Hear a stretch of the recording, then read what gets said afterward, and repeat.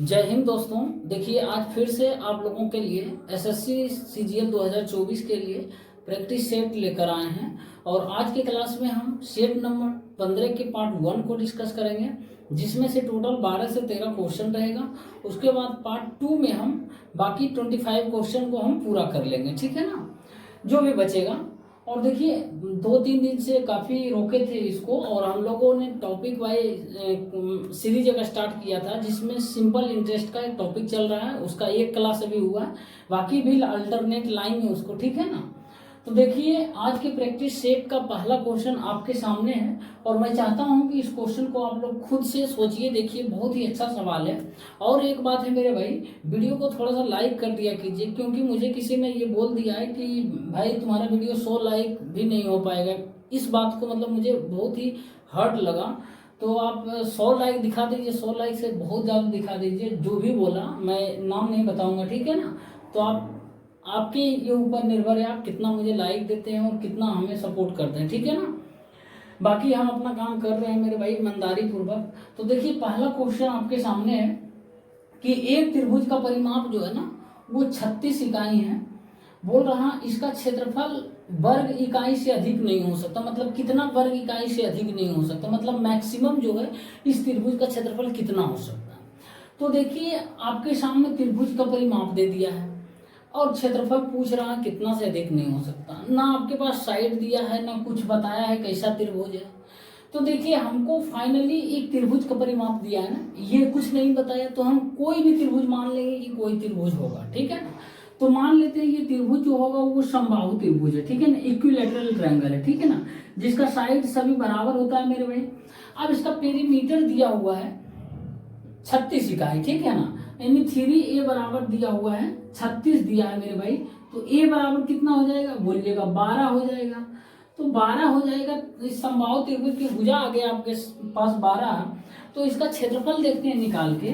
तो क्षेत्रफल क्या हो जाएगा मेरे भाई, एरिया हो जाएगा √3/4 इंटू ए स्क्वायर होता है ना। तो √3/4 इंटू ए के जगह कितना होगा, 12 इंटू 12 हो जाएगा। 12 भुजा आया है ना। तो देखिए यहाँ पर करेंगे 3 से काटेंगे तो कितना आया मेरे भाई, 36√3 जो आ गया वर्ग इकाई आएगा, ठीक है ना। 36√3 वर्ग इकाई से ज्यादा नहीं हो सकता, यही मैक्सिमम होगा जो कि त्रिभुज का क्षेत्रफल होगा, ठीक है ना। हमको ये नहीं बोला कि कोई कौन सा त्रिभुज है, तो हम कोई त्रिभुज मान कर चलते हैं जिस ये डाटा से जोन त्रिभुज का क्षेत्रफल निकल जाए। हमको डाटा दिया है ना, इस डाटा से सिर्फ समबाहु त्रिभुज का क्षेत्रफल हमसे निकल रहा है मेरे भाई, तो समबाहु त्रिभुज का क्षेत्रफल निकालेंगे, है कि नहीं। तो बस इससे ज्यादा नहीं होगा, 36√3 ही इसका राइट आंसर होगा, ऑप्शन नंबर बी, ठीक है ना। कोई जरूरी नहीं है और त्रिभुज का क्षेत्रफल निकालने का, जितना सोर्स आपके पास है उतना ही यूज कीजिए और उतना में ही काम चलाइए, ठीक है ना। तो हमारे पास सिर्फ परिमाप दिया हुआ था तो हम निकाल लिए, समबाहु त्रिभुज का क्षेत्रफल हो गया, बस इससे ज्यादा कुछ नहीं था। बहुत ही गुगली सवाल फेंका था, बहुत ही आसानी तरीके से देखिए सोल्व हो गया, ठीक है ना। देखिए मेरे भाई थोड़ा लाइट नहीं है, आप थोड़ा सा कोऑपरेट कीजिए। देखिए ये बताया था ना फॉर्मूला, तो अब देखिए 100 + -x इंटू 100 + बटे 100 किए हैं। तो अब देखिए पहले क्या हो रहा, 40% की वृद्धि हो रहा, तो 100 से प्लस ऐड कर देंगे 40, तो कितना होगा मेरे भाई 140 इंटू अब 45% की कमी हो रहा, 100 में से 45 घटाएंगे तो कितना होगा बोलिएगा 55 होगा ना, 55/100 मेरे भाई। अब यहाँ पर देखिए काटेंगे तो हो जाएगा 1 0 1 0 खत्म, 2 5 5 2 10 7 5 35 मेरे भाई, 5 11, ठीक है ना। तो कितना आएगा, ये 77 आया। अब 77 आया मेरे भाई, तो यहाँ पर जब बताए थे कि इस फार्मूला का जब यूज कीजिएगा जो भी रिजल्टेंट आएगा उसको 100 से कंपैरिजन कर देना। 100 से ज्यादा आता तो उतना परसेंट वृद्धि होता और 100 से जितना कम आ रहा उतना परसेंट कमी होगा। तो 100 से कितना आ रहा कम मेरे भाई, तो बोलिएगा -23 आ रहा कमी, तो -23% की कमी हो जाएगा, ठीक है ना। सेम रिजल्टेंट आ रहा। दूसरा एक और तरीका तीसरा बता रहे हैं मेरे भाई, मेथड ऑफ कंपाउंडिंग का, जब x + y + x/100, ये फार्मूला सभी को पता होगा। तो देखिए उस फार्मूले का भी यूज करके आप बना सकते हैं। देखिए x प्लस पहला क्या हो रहा, बढ़ रहा मेरे भाई, तो 40 लिख देंगे। दूसरे बार घट रहा, माइनस करेंगे, -45, फिर माइनस हो जाएगा इसके कारण 40 × 45/100 करेंगे ना, 100 करेंगे मेरे भाई, तो यहाँ पर क्या होगा ना, देखिए यहाँ पर होगा 1 0 1 0 खत्म, 2 दूना 4, 5 दूना 10, 5 9 45, -18 हो रहा, तो 45 - 18 कितना होगा मेरे भाई, तो 45 - 18 हो जाएगा 63, यानी 60 - 63 कितना होगा मेरे भाई, तो बोलिएगा -23 आ रहा, तो -23% की कमी आ रहा है, ठीक है ना। फाइनली यही आ रहा है ना, -23%। सबका रिजल्टेंट सेम आ रहा है ना। तो जो आपको तरीका बेहतर लगता है, बेस्ट लगता है, उस तरीके को आप एडॉप्ट कर लीजिए। नहीं तो मेरा सजेशन है कि आप इन सभी तरीकों को से अवेयर रहिए, क्योंकि जरूरी नहीं है, कभी ये हो सकता है ऐसा दे डाटा की फंस जाइएगा, कैलकुलेशन करने से, मल्टीप्लिकेशन करने में बहुत टाइम लग जाएगा, कभी ये हो सकता है दिक्कत हो, कभी ये हो। तो तीनों जब पता रहेगा ना तरीका, तो तीनों में से कोई एक को आप यूज करके बना लीजिएगा, ठीक है ना। ऐसे ही छोड़कर नहीं आइएगा। उम्मीद करते हैं साथियों समझ आया है तो वीडियो को लाइक कर दीजिए। साथियों एक और सवाल है, देखिए बोल रहा है कि 16 सेंटीमीटर और 20 सेंटीमीटर व्यास वाले दो वृत्त जो है इस प्रकार है कि उनके केंद्र के बीच की दूरी जो है 13 सेंटीमीटर है। इन वृत्तों के उस उभयनिष्ठ स्पर्श रेखा की लंबाई कितनी है जो केंद्र को मिलाने वाली रेखा को प्रतिच्छेद नहीं करती है, ठीक है ना।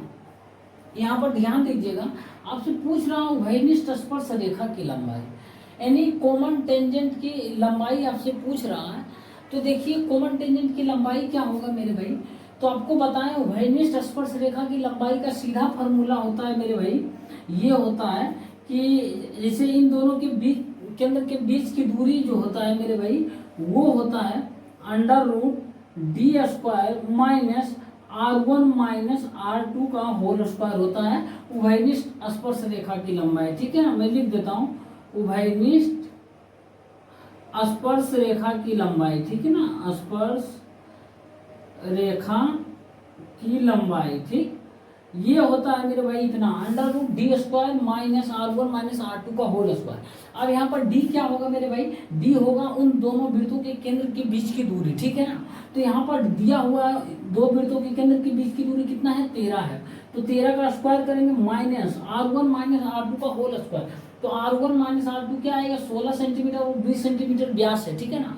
तो त्रिज्या कितना आ जाएगा मेरे भाई, r1 आ जाएगा आपका 8 हो जाएगा, r2 हो जाएगा मेरे भाई वो 10 हो जाएगा, ठीक है ना, आधा हो जाएगा त्रिज्या। तो आप 8 - 10 का होल स्क्वायर कर दीजिए या 10 - 8 का होल स्क्वायर कीजिए, क्योंकि स्क्वायर कीजिएगा फाइनली प्लस में ही आएगा। तो यहाँ पर क्या होगा, 8 - 10 कर देते हैं इसका होल स्क्वायर, तो कितना आएगा मेरे भाई 169 माइनस ये 2 का स्क्वायर 4 हो जाएगा, तो कितना आएगा √165। क्या इसका वर्गमूल हो सकता है, 5 × 15 1 × 15 नहीं होगा मेरे भाई, √165 ही आएगा इसका आंसर, ठीक है ना। तो आपसे यही पूछ रहा था, जो कि ऑप्शन नंबर ए है ना, इसका करेक्ट आंसर होगा, ठीक है ना। तो ये याद रखिए, उभयनिष्ठ स्पर्श रेखा की लंबाई, यदि अनुप्रस्थ रेखा की लंबाई पूछता आपसे, तो यहाँ पर कुछ नहीं होता, प्लस हो जाता, ठीक है। जैसे दो सर्किल है मेरे भाई, ठीक है ना, ये दो सर्किल है, इसके उभयनिष्ठ स्पर्श रेखा की लंबाई ये आपसे पूछ रहा है, ठीक है ना। इन दोनों वृत्तों के केंद्र के बीच की दूरी आपको d दे दिया है, इसका त्रिज्या जो है r1 है, ये r2 है, ठीक है ना। तो ये फार्मूला लगाना, और उसके बाद फिर अनुप्रस्थ रेखा की लंबाई पूछेगा, तो मतलब ये देखिए दो सर्किल है ना, तो ये आपसे पूछेगा इस तरीके से, ठीक है ना। तो आपको कुछ नहीं करना, सिर्फ यहाँ r1 + r2 का होल स्क्वायर कर देना, ठीक है ना।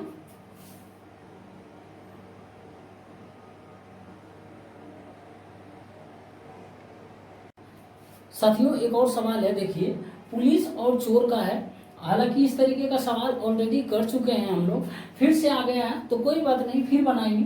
बोल रहा कि एक पुलिसकर्मी को सूचना मिली कि एक चोर जो है उससे 1.5 किलोमीटर की दूरी पर है, ठीक। चोर जो है कार से चलना शुरू करता है, मेरे भाई चोर भी आजकल स्टैंडर्ड बन गया है, देख रहे हैं, कार से चलना शुरू करता है, और पुलिसकर्मी कार से उसका पीछा करता है। काश ये पुलिसकर्मी कार के जगह पैदल बोल देता तो सही रहता।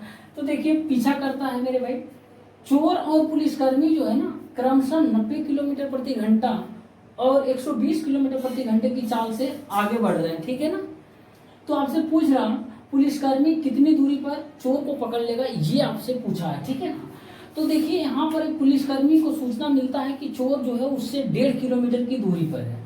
तो मान लेते हैं पुलिस मेरे भाई यहाँ पर है, तो इससे 1.5 किलोमीटर की दूरी पर मान लेते हैं यहाँ जो है 1.5 किलोमीटर की दूरी पर यहाँ पर चोर है, ठीक है ना, चोर है। अब इसको सूचना मिलती है पुलिस को कि यहाँ पर चोर है। उसके बाद पुलिस भी दौड़ना स्टार्ट करती है, चोर भी दौड़ना स्टार्ट करता है। उसके बाद क्या करता है ना, दोनों अलग अलग चाल से दौड़ता है। मान लेते हैं चोर यहाँ से दौड़ता है, इस पॉइंट पर जाकर x किलोमीटर के डिस्टेंस पर जाकर है ना ये पकड़ा जाता है, ठीक है ना। और पुलिस जो यहाँ से दौड़ती है यानी यहाँ पर जाकर चोर को पकड़ लेती है। तो अब देखिए यहाँ चोर था, ठीक ना, इस पॉइंट पर यहाँ भी यहाँ पुलिस थी। अब देखिए चोर को यहाँ से लेके यहाँ तक जाने में जो समय लगा होगा मेरे भाई, वही समय पुलिस को यहाँ से लेके यहाँ तक जाने में लगा होगा ना। यानी समय दोनों का बराबर होगा, लेकिन डिस्टेंस दोनों के द्वारा अलग अलग कवर किया गया होगा। तो लिख लेते हैं समय जो है पुलिस का मेरे भाई वो बराबर होगा समय चोर का, ठीक है ना। पुलिस का समय बराबर चोर का समय, तब पुलिस का समय बराबर क्या होगा, दूरी बटे चाल। समय बराबर दूरी बटे चाल होता है, तो पुलिस के द्वारा दूरी कितना कवर किया गया होगा, तो बोलिएगा 1.5 किलोमीटर प्लस x किलोमीटर, ये भी कवर किया होगा। तो देखिए 1.5 किलोमीटर प्लस x समय बराबर दूरी बटे चाल। चाल किसका होगा, तो बोलिएगा पुलिस का। पुलिस का चाल कितना है मेरे भाई, 120 किलोमीटर प्रति घंटा, तो 120 लिख देंगे, ठीक है ना, बराबर। चोर का जो है समय बराबर क्या होगा, दूरी बटे चाल। तो चोर कितना दूरी कवर करेगा मेरे भाई, तो बोलिएगा उतना समय में x किलोमीटर डिस्टेंस कवर करेगा। तो x बटे चाल कितना होगा चोर का, तो 90 दिया हुआ आपके सामने। तो यहाँ पर देखिए क्या होगा, 1 0 खत्म हो ही जाएगा। उसके बाद 4 तिया 12 3 तिया 9, ऐसे भी काट दीजिए, 30 तिया 90 30 24 से, ठीक है ना। अब देखिए इसको हम क्या करेंगे, हो जाएगा क्रॉस मल्टीप्लीकेशन 4x बराबर मेरे भाई, तो 4.5 प्लस 3x होगा। तो x बराबर क्या होगा 4.5।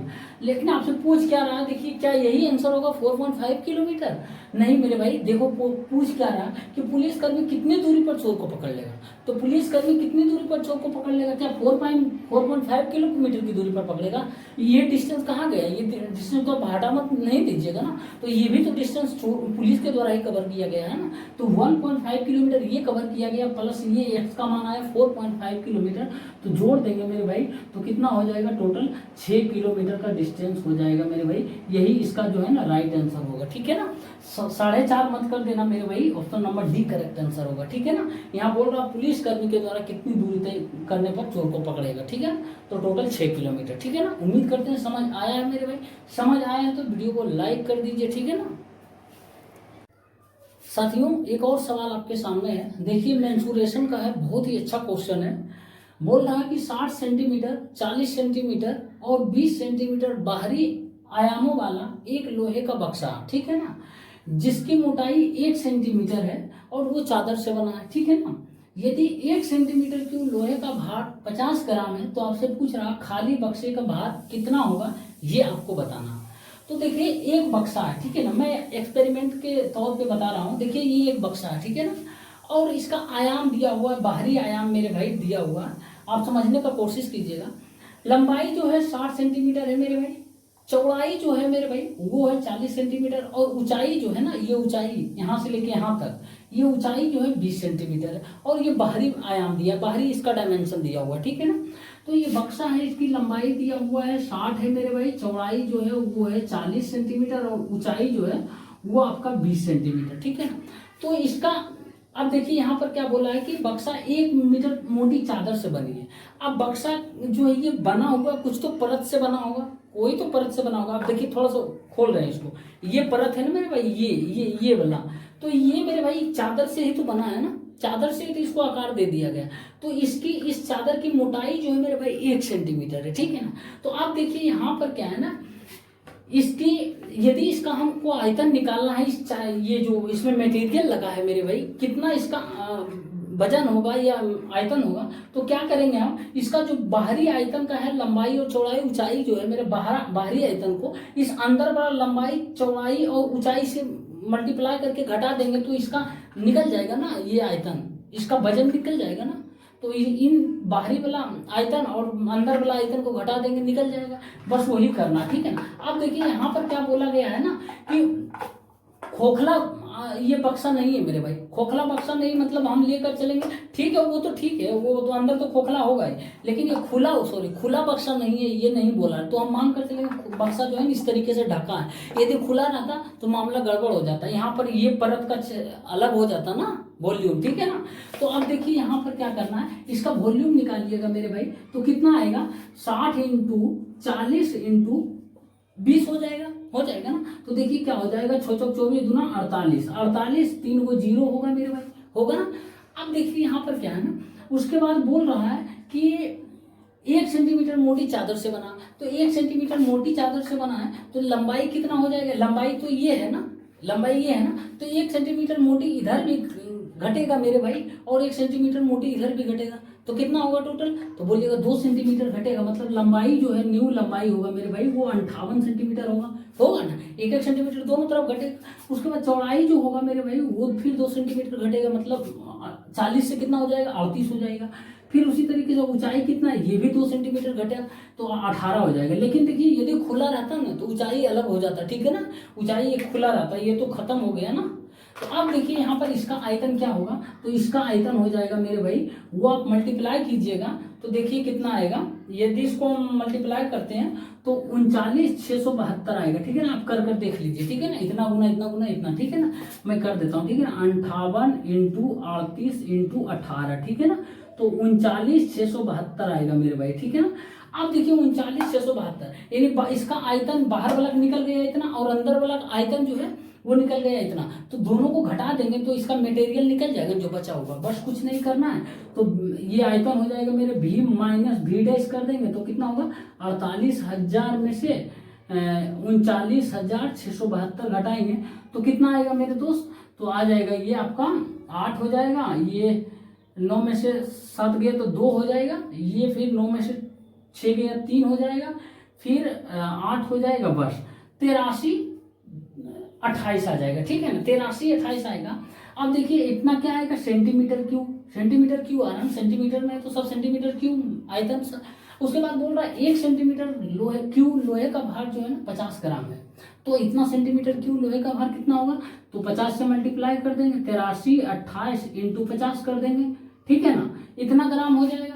ग्राम है, हमको किलोग्राम में पूछा है आंसर, ठीक है ना, तो हम क्या करेंगे, ये 50 ग्राम है ना, ये टोटल ग्राम हो गया। अब किलोग्राम में 1000 से डिवाइड करेंगे मेरे भाई, तो ये क्या होगा, 200 बार में कट जाएगा, 200 बार में कट जाएगा ना, 1 0 1 0 5 20 से, ठीक है 1 0 20 बार में कटेगा, 1 0 1 0 खत्म, 20 25 100 20 बार में कट जाएगा, ठीक है ना, 20 बार में कट जाएगा मेरे भाई। अब देखिए यहाँ पर क्या करेंगे, इसको फिर 2 से डिवाइड मार देते हैं, 2 42 दूना 41 दूना 82, 41 दूना 82 हो जाएगा 16 4, यानी 4164 बटे मेरे भाई, ये 1 0 बचा है मतलब 10 बचा है, तो कितना आएगा 416.4 क्या आएगा, केजी आएगा, ठीक है ना। कोई ऑप्शन है, देखिए इतना 416.4 केजी, ऑप्शन बी इसका करेक्ट आंसर होगा, ठीक है ना मेरे भाई।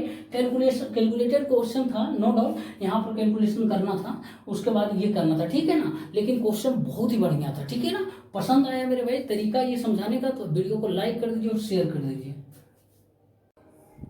साथियों एक और सवाल है, देखिए बोल रहा कि 47 राजमिस्त्री जो है एक दिन में 35 मीटर लंबी खाई खोद सकते हैं, एक दिन में इसी प्रकार की जो है 105 मीटर लंबी खाई खोदने के लिए कितने राजमिस्त्री की आवश्यकता होगी, ये आपको बताना है। तो देखिए ये क्वेश्चन मेन रूप से सभी को पता है, M1 D1 H1 पर आधारित है, लेकिन एक चीज मैं आपको बता रहा हूँ मेरे भाई, इस क्वेश्चन में क्या है कि M1 D1 H1 बराबर मेरे भाई M2 D2 H2 होता है, ठीक है ना, बटे जो भी इस तीनों के अलावा होगा ना उसमें से नीचे होगा, मल्टीप्लिकेशन में नहीं होगा, डिवाइड में होगा, मतलब कुछ भी यहाँ पर जो भी होगा, कुछ भी इन तीनों के अलावा कुछ भी होगा तो ये नीचे में होगा, उसके बाद ये इन तीनों के अलावा कुछ भी होगा तो ये नीचे में होगा, ठीक है ना। तो M1 D1 H1 सिर्फ यहाँ ऊपर में रखना है मल्टीप्लिकेशन में, उसके बाद कोई चौथा चीज होगा तो वो नीचे में होगा, ठीक है ना। तो यहाँ पे देखिए 47 राजमिस्त्री है, तो मेन कितना है M1 मतलब 47, बाकी D1 H1 कुछ दिया होगा नहीं तो कोई बात नहीं, रहने देते हैं। अब जो है बोल रहा 35 मीटर लंबी खाई खोद सकते, तो 35 मीटर इधर मत देना, नीचे देना, जो भी इसके अलावा होगा ना ये तीन चीज के अलावा नीचे देना चौथा बराबर जो है। उसके बाद कितने राजमिस्त्री की आवश्यकता होगी, मान लेते हैं एक्स राजमिस्त्री की आवश्यकता होगी, तो कितना 105 मीटर लंबी खाई खोद सके, तो 105 मीटर लंबी खाई खोद सके। ये 3 बार में कटेगा मेरे भाई, 47 दिया कितना हो जाएगा 141 हो जाएगा, यानी 141 राजमिस्त्री की आवश्यकता होगी 105 मीटर लंबी खाई खोदने में, ठीक है ना। तो इस क्वेश्चन को देने का पर्पस था कि नीचे में बताना था इन तीन के अलावा कुछ भी होगा, कितना भाग हो, कितना परसेंट हो, मान ले 10% बोलता काम करता या काम का 3/5 भाग करता, तो नीचे में करते कोई भी चीज, ठीक है ना। बाकी तीनों चीज ऊपर में, ठीक है ना। तो ऑप्शन इसका क्या हो जाएगा, बी करेक्ट हो जाएगा। साथियों एक और क्वेश्चन है, देखिए बोल रहा है कि एक परिवार का औसत मासिक खर्च जो है पहले 4 माह के दौरान 2500 रुपया, अगले 5 माह के दौरान जो है 2750 रुपया और वर्ष के अंतिम 3 माह के दौरान 3550 रुपया था। यदि वर्ष के दौरान कुल बचत दिया हुआ है 5500 रुपया, तो आपसे पूछ रहा परिवार की औसत मासिक आय कितनी थी, ये आपको बताना है। तो देखिए एक परिवार का औसत मासिक खर्च दिया हुआ है 4 महीने के दौरान 2500 है, तो देखिए 4 महीने के दौरान 2500 है मेरे भाई। तो देखिए हम सबसे पहले क्या करेंगे, इस 4 महीने के दौरान टोटल इसका खर्च कितना होगा, ये औसत दिया है, ठीक है ना। तो 4 महीने के दौरान औसत खर्च हो जाएगा मेरे भाई, वो है 25 गुने 4 करेंगे तो 100 मतलब 10,000 हो जाएगा ना। उसके बाद अगले 5 महीने का टोटल खर्च जोड़ेंगे तो कितना हो जाएगा, 5 गुने 2750 करेंगे तो 0 25 के 5 बाकी 2 27 गुने 5 135 2 137 13,050 हो जाएगा ना। बस कुछ नहीं कर रहे, एवरेज 4 महीने का इतना दिया था तो टोटल निकाल रहे हैं, तो 4 गुने 25 उसी तरीके से 5 गुने 2750, फिर अंतिम 3 महीना के दौरान इतना है, तो फिर 3 महीने के दौरान क्या करेंगे मेरे भाई, 3 से मल्टीप्लाई करेंगे, 0 पंजे 5 बाकी है, 5 16 के 6 बाकी 1 3 3 9 1 10, ठीक है ना। अब ये टोटल आ गया है, पहले 4 महीना 5 और 3, और टोटल साल भर का कितना हो जाएगा मेरे भाई, टोटल 12 साल मतलब 12 महीने का यानी 1 साल का हो जाएगा। तो 10,000 13,750 और 10,650 जोड़ेंगे तो 10 10 20 30,000 तो इसी हो जाएगा। ये 3750 और ये 650 आएगा, कितना होगा 4400 आ जाएगा, ठीक है ना। तो 3,000 एमए और 4400 सॉरी 30,000 एमए मेरे भाई, और ये कितना आ जाएगा 4400 आ जाएगा। 4400 जोड़ेंगे 0 0 4 4 3 यानी 34,400 रुपया आया, कितना 1 साल का आया, 1 साल का आया ना। अब आप दिया हुआ है कि वर्ष के दौरान बचत जो दिया हुआ है वो है 5500 रुपया, ठीक है ना। 5500 रुपया क्या है, बचत दिया हुआ, ये बचत है। और ये कितना है मेरे भाई, ये क्या है, तो ये बोलिएगा खर्च है, ठीक है ना। 1 साल का टोटल निकालिए। तो आपसे पूछ रहा परिवार के औसत मासिक आय कितना, तो टोटल आय कितना हो जाएगा, खर्च और बचत दोनों को जोड़ देंगे, यही तो आय होगा ना। तो कितना हो जाएगा, ये 5500 जोड़ेंगे मेरे भाई, 0 हो जाएगा 0 हो जाएगा, 5 4 9 5 4 9 3 हो जाएगा। तो ये टोटल क्या आ गया 39,900 रुपया, ये टोटल 1 साल का आय आया। लेकिन आपसे पूछ रहा मासिक आय, तो मासिक आय मतलब 12 महीना होता है 1 साल में, 12 से डिवाइड कर देंगे तो कितना आएगा, देखिए 12 3 36 हो जाएगा मेरे भाई, 3 आएगा 12 3 36, 3 आएगा 12 दूना 24, 6 12 25 60 आ जाएगा, ठीक है ना। तो 3325 रुपया आ गया, क्या आ गया, ये आ गया इसका औसत मासिक आय, ठीक है ना। तो कितना आसान से इस क्वेश्चन को कर लिए। देखिए ये हो सकता है आपको लगता होगा समझाने में समय लग गया है मेरे भाई, नो डाउट, लेकिन आप जब कैलकुलेशन कीजिएगा, जब आप खुद से सोल्व कीजिएगा एकदम तुरंत बना लीजिएगा, 1 मिनट के अंदर इस क्वेश्चन को आप बना लीजिएगा। बस कुछ नहीं करना था, टोटल हम वार्षिक ही निकाल लिए, सभी को जोड़ दिया, उसके बाद यहाँ वार्षिक दिया हुआ बचत तो दोनों को जोड़ लिए, यही तो आय होता है ना। आय क्या होता है, जो खर्च करते हैं और जो बचाते हैं दोनों मिलता है, वही तो आय होता है ना। तो इसको फिर ये वार्षिक है तो महीनवारी पूछ रहा है, मतलब मासिक पूछ रहा है, तो 12 से डिवाइड कर दिए 3325 रुपया, ठीक है ना। साथियों एक और सवाल है, देखिए बोल रहा है कि एक अर्धगोले की त्रिज्या जो है 6.2 सेंटीमीटर है, तो आपसे पूछ रहा है इसका कुल पृष्ठीय क्षेत्रफल ज्ञात कीजिए, ठीक है ना।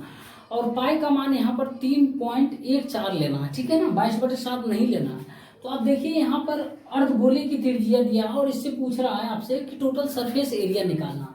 तो यहाँ पर ध्यान से मेरे भाई, बहुत ही खतरनाक क्वेश्चन है, थोड़ा सा भी गलती करिएगा ये 2.5 नंबर लेकर चला जाएगा। जैसे ये अर्धगोला है, ठीक है ना, तो ये अर्धगोला है मेरे भाई, ये देखिए टोटल सरफेस एरिया क्या होगा, तो इसका ये पहले अर्धगोला है तो इसका 2πr² हो जाएगा, क्योंकि गोले का 4πr² होता है, तो इसको काट दीजिएगा तो कितना होगा 2πr² प्लस एक और जो मेरे भाई ये सर्कुलर है ना, ये इस पर परत ये अर्धगोले पर है ना, कटोरी पर रहता है, तो उसका भी सरफेस एरिया निकालना है। तो टोटल सरफेस एरिया आपसे पूछा, तो कुल पृष्ठीय क्षेत्रफल, ये तो पृष्ठीय क्षेत्रफल होगा ही, प्लस ये भी तो होगा ऊपर वाला, तो देखिए क्या हो जाएगा 3πr², ये 2πr² होगा, प्लस एक πr² होता है ये वाला, तो ये सर्कुलर होता है, तो 3πr² होगा, ठीक है ना, ध्यान से। अब देखिए 3 × 22/7 यूज नहीं करेंगे, बल्कि 3.84 का यूज करेंगे इंटू 6.2 × 6.2।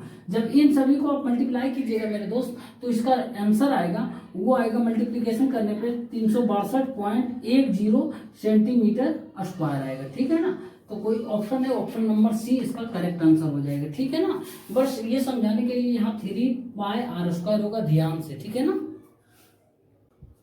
साथियों एक और देखिए क्वेश्चन है, और ये रिमाइंडर थ्योरम का क्वेश्चन है।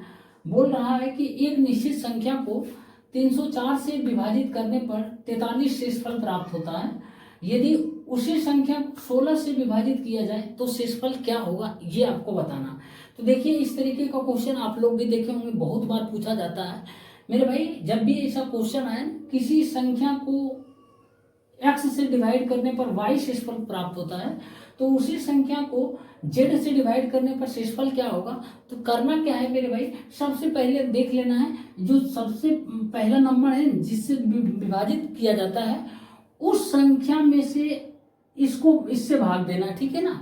तो देखिए 304/16 करेंगे मेरे भाई, ये पूरी तरीके से कट जाता है, ठीक है ना। 16 एकम 16, 16 14, 19 बार में कट जाता। तो अब कट गया ना मेरे भाई, कट जाएगा, ध्यान से कुछ सोचना मत, और कटने का ही देगा, ठीक है ना, इसे फालतू नहीं देगा। और उसके बाद क्या करना है, कुछ भी पूछे तो क्या करना, 43 में से 16 से भाग दे देना, ठीक है ना, 43 को 16 से, तो रिमाइंडर कितना आएगा 11 आएगा, यही इसका राइट आंसर हो जाएगा, ठीक है ना, ऑप्शन डी। जब भी ऐसा क्वेश्चन पूछे, 1 मिनट और रुकिए, जरूरी नहीं ये ऐसा क्वेश्चन दे, हो सकता है यहाँ पर इतना लिख दिया, आगे बोला यदि उसी संख्या के वर्ग को या घन को जब 16 से विभाजित करेंगे तो शेषफल क्या होगा, तो वर्ग या घन भी पूछ देगा तो कोई बात नहीं, इसमें जो भी काम करेंगे इसमें करेंगे, ठीक है ना। 43 में करेंगे, वर्ग पूछता तो 43 के स्क्वायर में 16 से डिवाइड कर देते हैं, क्यूब पूछता तो क्यूब में 16 से डिवाइड कर देते, बस ये दोनों के लास्ट में देख लेना, ठीक है ना। 43 को 16 से डिवाइड कर देना, वही आंसर आएगा, ठीक है ना। साथियों एक और सवाल है, देखिए बहुत ही अच्छा सवाल ये भी है। बोल रहा कि यदि ईंट का आकार जो है ना वो 25 सेंटीमीटर, 12 सेंटीमीटर, 9 सेंटीमीटर है, ठीक है ना, यानी लंबाई 25 है, चौड़ाई 12 और ऊंचाई जो है 9 सेंटीमीटर, तो 10 मीटर लंबी, 22.5 सेंटीमीटर चौड़ी और जो है 6 मीटर ऊंची दीवार बनाने के लिए कितनी ईंटों की आवश्यकता होगी, ये आपको बताना। यहाँ ध्यान रहे कि ये जो है यहाँ पर दिया है मेरे भाई मीटर में, और ये सेंटीमीटर में और ये मीटर में, ठीक है ना। तो ध्यान रखिएगा, सेम यूनिट जब भी करेंगे यूज सेम यूनिट, ठीक है ना। तो देखिए ईंट का आकार इतना है और बनाना कितना है, इतना लंबाई चौड़ाई और ऊंचाई दीवार बनाना है, तो क्या करेंगे, जितना लंबाई चौड़ाई दीवार यानी इसके आयतन में इससे डिवाइड कर देंगे मेरे भाई। इतना ईंट का आकार है ना, तो एक ईंट का आकार इतना होगा मेरे भाई, तो यहाँ पर देखिए इतना मतलब वॉल्यूम निकालेंगे इसका, तो इतना सेंटीमीटर क्यूब की आवश्यकता होगी, तो इससे डिवाइड कर देंगे, उतना ईंट निकल जाएगा। तो कितना होगा, 10 मीटर है ना, सेंटीमीटर में बदलेंगे, 100 से मल्टीप्लाई करेंगे, फिर ये 22.5 सेंटीमीटर है, कोई बात नहीं रहने देंगे, 22.5 है ना, मतलब 45/2 है ना, 45/2 इंटू, अब देखिए यहाँ 6 सेंटीमीटर है तो इसको सेंटीमीटर में बदलेंगे, 100 से डिवाइड करेंगे, उसके बाद डिवाइड किससे मार देंगे, इससे 25 × 12 × 9, ठीक है ना, एक ईंटों का आकार से डिवाइड मार देंगे, और टोटल बनाना है दीवार इतने का, ठीक है ना, इतने साइज का। तो अब देखिए हम क्या करेंगे, यहाँ 2 तिया 6 कट जाएगा, ठीक है ना, अब ये 3 तिया 9 कट जाएगा, ठीक है ना। अब देखिए 3 15 बार में कट जाएगा मेरे भाई, कट जाएगा ना। अब देखिए 25 चौका 100 कट जाएगा ये, ठीक है ना। अब देखिए ये 12 है ना, 25 चौका 4 तिया 12, ये 3 बार में 3 5 15 हो जाए, 5 आया, ये 100 है और ये 10 है, टोटल कितना आ जाएगा, 5 पे 3 0 हो जाएगा मेरे भाई, इतना टोटल है ना ईंट लगेगा, ठीक है ना। तो 5000 ईंट, ऑप्शन बी इसका करेक्ट आंसर हो जाएगा, ठीक। साथियों देखिए एक और सवाल है, और ये मेन रूप से जो है परसेंटेज का सवाल है। हालांकि मेंसुरेशन में भी ये पूछ दिया जाता है। तो बोल रहा कि एक घन का आयतन जो है ना घटाकर 72.9% कर दिया जाता है, तो घन की भुजा कितने प्रतिशत कम हुई, ये आपसे पूछ रहा। तो देखिए घन का आयतन मान लेते हैं, पहले मेरे भाई पहले वॉल्यूम जो था 100 था, अब घटाकर जो है ना भी डैश जो है कर दिया जाता है 72.9% कर दिया जाता है, ठीक है ना। तो 72.9% कर दिया जाता। अब यहाँ पर देखिए क्या होगा, यदि इसको पॉइंट हटाएंगे मेरे भाई, तो पॉइंट हटाएंगे एक जीरो नीचे आएगा, तब इसको हम क्या करेंगे क्रॉस मल्टीप्लीकेशन कर देंगे, ठीक है ना। तो यहाँ पर क्या होगा, ये 1000 वॉल्यूम पहले था मेरे भाई, अब जो है 729 हो गया, ठीक है ना, ये वॉल्यूम है। तो इसका भुजा निकालेंगे मेरे भाई, साइड निकालेंगे, तो क्या होगा, इसका क्यूब हो जाए, क्यूब रूट हो जाएगा ना क्यूब रूट। तो 1000 का क्यूब रूट क्या होगा 10 होगा, और ये कितना हो जाएगा मेरे भाई 9 हो जाएगा, ठीक है ना, 9 हाँ। तो देखिए पहले भुजा जो है 10 था, अब 9 हो गया, तो कितना प्रतिशत कम हुआ, तो बोलिएगा प्रतिशत में एक अंतर आया इंटू 10 इंटू 100 हो जाएगा, तो कितना आ जाएगा 10% की कमी आएगा। ऑप्शन बी इसका करेक्ट आंसर हो जाएगा, ठीक है ना। तो इस तरीके से करना है, ठीक। साथियों देखिए एक और सवाल है, बोल रहा है कि एक सॉफ्टवेयर इंजीनियर के वेतन में से यदि 15% मकान के किराए पर खर्च किया, शेष का जो है 25% घरेलू सामान पर, फिर शेष का 25% आयकर के रूप में, और शेष का 15% जो है कपड़ों पर खर्च किया, उसके पास अब जो है 10,404 रुपया शेष बचते हैं, तो आपसे पूछ रहा उसका कुल वेतन ज्ञात कीजिए, ठीक है ना। तो यहाँ देखिए एक सॉफ्टवेयर इंजीनियर के वेतन है, ठीक है ना। तो मान लेते हैं इस सॉफ्टवेयर के इंजीनियर का वेतन जो है 100 होगा, ठीक है ना, 100 रुपया। अब देखिए 15% मकान के किराए पर खर्च करता है, तो 15% मकान के किराए पर खर्च करता है मेरे भाई, तो बचता कितना है, तो बोलिएगा 85 रुपया बचता है। इसका 15%, 100 का 15% 15 ही होगा ना, तो 15 खर्च करता है, कितना 85 बचता। अब बोल रहा है शेष का 25% घरेलू सामान पे खर्च करता है, तो शेष का 25% मेरे भाई घरेलू सामान पे खर्च करता है, तो इसमें बचेगा कितना। देखिए यहाँ पर क्या है ना, मैं डायरेक्ट इस तरीके से बनाने के अलावा मैं दूसरा तरीका बता रहा हूँ। मान लेते हैं एक्स इसका वेतन है, ठीक है ना, सॉफ्टवेयर इंजीनियर का, सही रहेगा, इसलिए नहीं बताया वो मेथड जो अभी बता रहे हैं, क्योंकि उसमें फ्रैक्शन में आ रहा है आफ्टर वैल्यू, ठीक है ना। और फ्रैक्शन जैसे ही आता है मेरे भाई हमारे कैलकुलेशन को एकदम रोक देता है, ठीक है ना। तो हमको उससे निपटना है, और दूसरा तरीका है।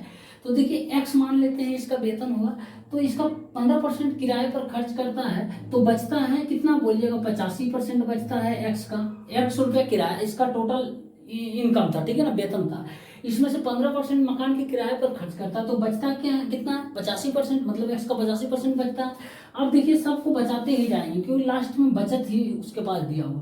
अब बोल रहा शेष का 25% घरेलू सामान पे खर्च करता है, तो ये जो बचा हुआ है इसका 25% घरेलू सामान पे खर्च करता है, तो मतलब बचता है 75% बचाता है। फिर बोल रहा शेष का 25% जो है किराए के रूप में, वो आयकर के रूप में, तो 25% यानी 75% फिर बचा रहा है मेरे भाई, बचा रहा है। उसके बाद फिर शेष का 15% कपड़ों पर खर्च करता है, मतलब फिर 85% जो है वो बचा लेता है, तो हो जाएगा मेरे भाई यही टोटल बचता है, तो वो उसके पास 10,404 रुपया बचता है, ठीक है ना। तो अब देखिए हम क्या करेंगे, इसको 3 4 3 4, ठीक है ना। अब देखिए 3 3 9 होगा ना, 9 से काटते हैं, 9 एकम 9, 1 9 एकम 9, 5 9 9 9 5 5 है, 9 9 3 9 5 45, 5 9 6 54, ठीक है ना। 9 से काट रहे हैं, 3 3 9, 9 एकम 9, 1 9 एकम 9, 5 9 5 45, 5 9 6 54। अब देखिए क्या होगा ना, क्या कटेगा कोई, अब देखते हैं। ये कट रहा मेरे भाई 17 से कट रहे, 17 50 102, हाँ 17 5 85, 17 6 102, 13, हाँ 5 बार में कटेगा, 17 से काटे, 17 कम 17 मेरे भाई, 17 50 17 6 102, 17 8 इतना आया, ठीक है ना। अब देखिए फिर से कटेगा, 4 17 5 17, ठीक है ना। अब ध्यान दीजिएगा यहाँ 5 × 5 है, नीचे मेरे ये 100 4 4 100 है, ठीक है ना।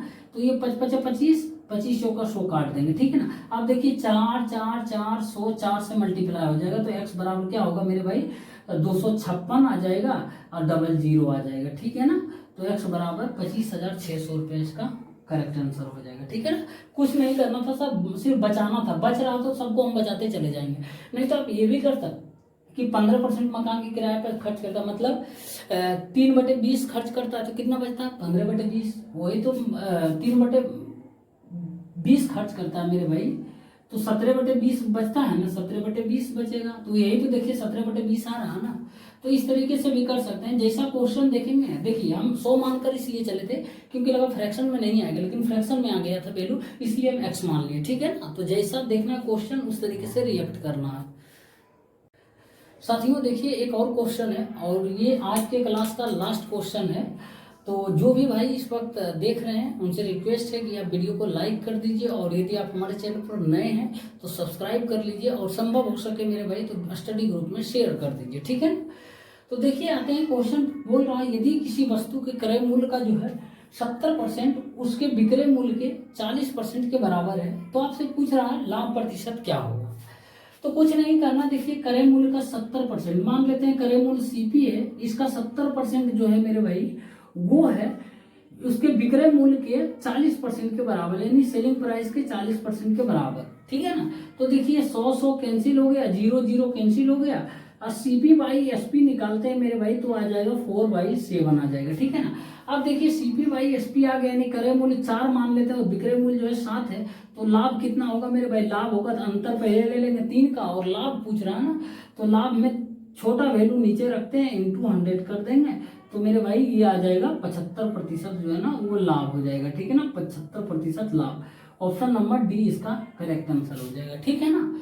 तो उम्मीद करते हैं साथियों आज की क्लास में जितना भी क्वेश्चन बताएं सभी के सभी आपको समझ में आया होगा, और यदि आपको लगा मेरा मेहनत जो है थोड़ा भी आपके लिए बेनिफिट हो रहा है मेरे भाई, तो वीडियो को आप शेयर कर दीजिए, ठीक है ना। तो मिलते हैं साथियों नेक्स्ट क्लास में, पार्ट 2 लेकर आएंगे फिर से अच्छे क्वेश्चन।